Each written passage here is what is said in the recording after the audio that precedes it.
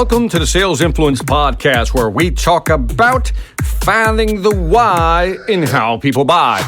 I'm your host, Victor Antonio. Thank you for joining me. I am so glad you are lending me your ears. I appreciate your time. Thank you. Now, today, I want to talk about that pushback we get once in a while, maybe a stall, maybe an objection. The client says, "Can you send me a proposal?" Can you send me a proposal? Now, when I hear that, I'm immediately triggered. Is the customer really interested, or are they wasting my time? So I'm going to give you two approaches for this one. The first approach is an easy one. Customer says, "Yeah, Victor, can you send me a proposal?"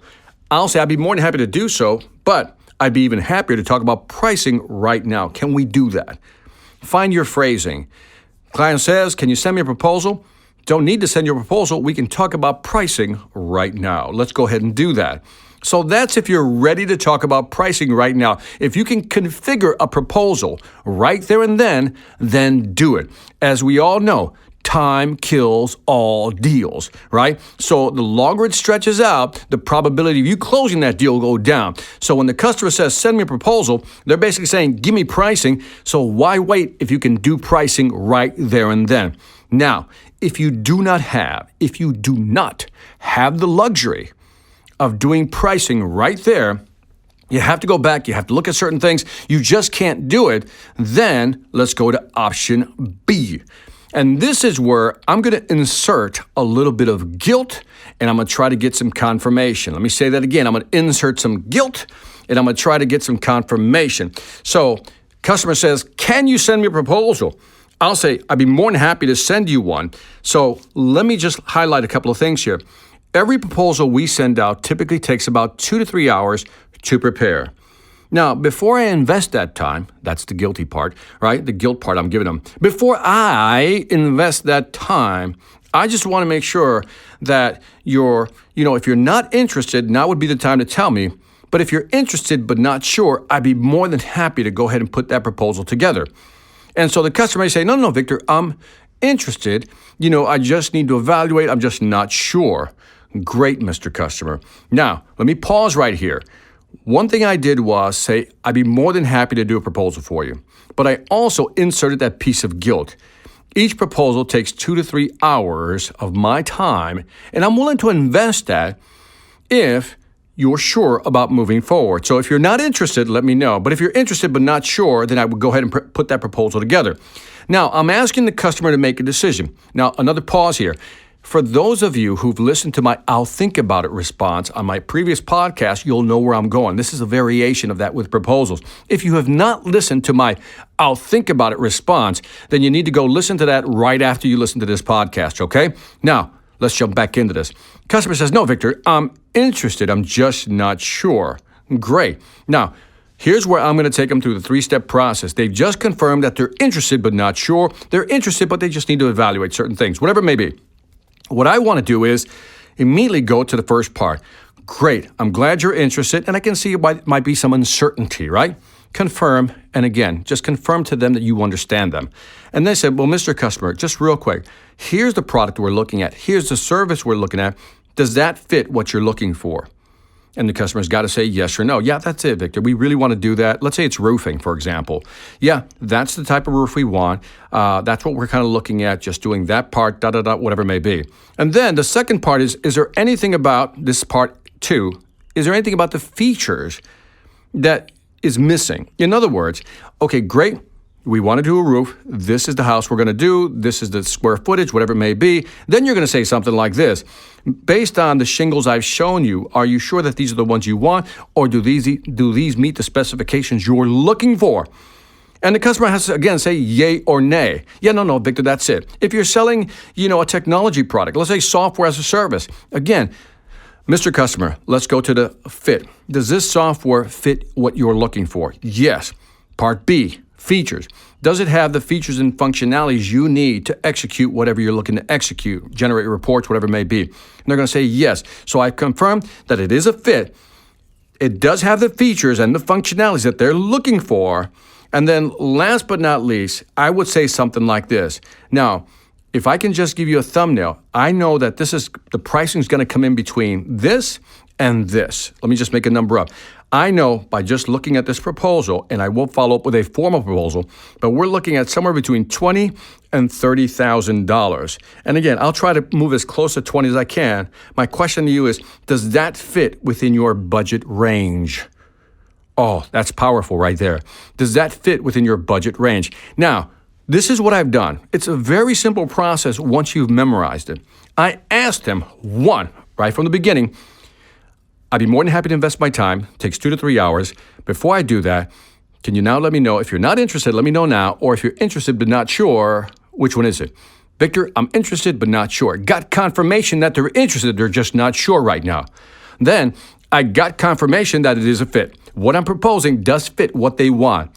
Confirmation number 3, it does have the features of the functionality they want. For the software, it has certain features or functionalities. For the shingles, it's a certain characteristic. Then, confirmation number 4 is if I were to do a finger in the air in terms of pricing, here's where I think it's going to be. I give them a range, $20,000 to $30,000. I'll try to come closer to $20,000 because I'm sure that's what you'd like. But does that fit within your budget range, 20 to 30. Now they have to confirm if they have the money, if they can do the financing. And again, watch for reactions, especially when you're presenting the pricing and the budgeting, right? The range, because those micro expressions tell you everything. This you can't teach in a book. You as salespeople have to become very aware of the customer's reaction when you present certain things. So when you present the price range, it'll tell you. If you look closely, you'll see it. You will see it in their face, in their body language, whether they like the pricing or not. And that'll tell you everything you need to know. Now, you could go for the 5th confirmation. This might be pushing hard, and that is when are you looking to start? Out of curiosity, Mr. Customer, when are you looking to start? Now, be careful with that last one. When are you looking to start? Or when are you looking to get this done? Because if you insert it at the end of this conversation, it sounds like you're pressuring them. So this is a question I would insert early in the sales process, maybe right at the beginning. You know, when I'm having conversations, when I'm trying to understand what it is they want, I can ask questions like that. Well, I hear what you want. When are you looking to get started? And they'll let you know then and there.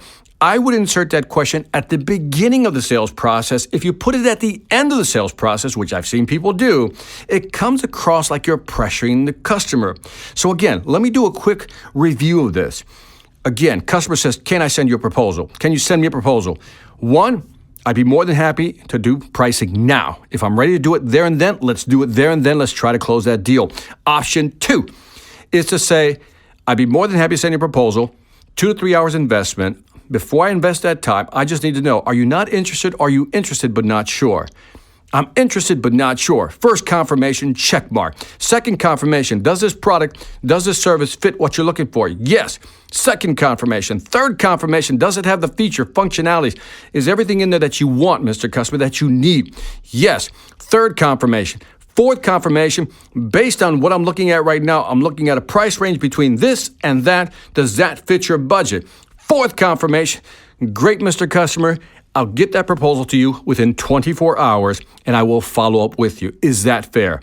That's how you would wrap that up. So again, one of the things you want to do is before you send out a proposal, get these confirmations. Now, the customer can say yes, yes, yes, and yes to all 4, right? Interested, yes, it's a fit, yet it has the features, yes, that's the budget range. Does that guarantee a sale? Absolutely not. But here's what you did do, though. If you did this correctly, if you walked through it, sequenced it correctly, their reaction tells you everything. What I would then do is I would mentally assign a priority to this proposal. So if I got 10 proposals and I'm not getting the reaction I think I should be getting from this customer, then guess what? I'm giving them a lower priority when it comes to developing the proposal. I'll still try to get it out within 24 hours, but you know what? I'm going to work on the ones that really sounded enthusiastic, that they were leaning in my direction and were willing to close the deal if I sent them a proposal. So again, when someone says, can you send me a proposal? Make sure you confirm before you send. And that is it for the Sales Influence Podcast. Don't forget to leave me some feedback on iTunes, Stitcher, or YouTube. Let me know what you think. As always, I do appreciate it. And check out the Sales Velocity Academy. New courses, it continues to grow. So if you want to sell more faster, check out the salesvelocityacademy.com. And lastly, I want to thank you for listening. This is Victor Antonio, always reminding you, selling ain't hard when you know how. Take care.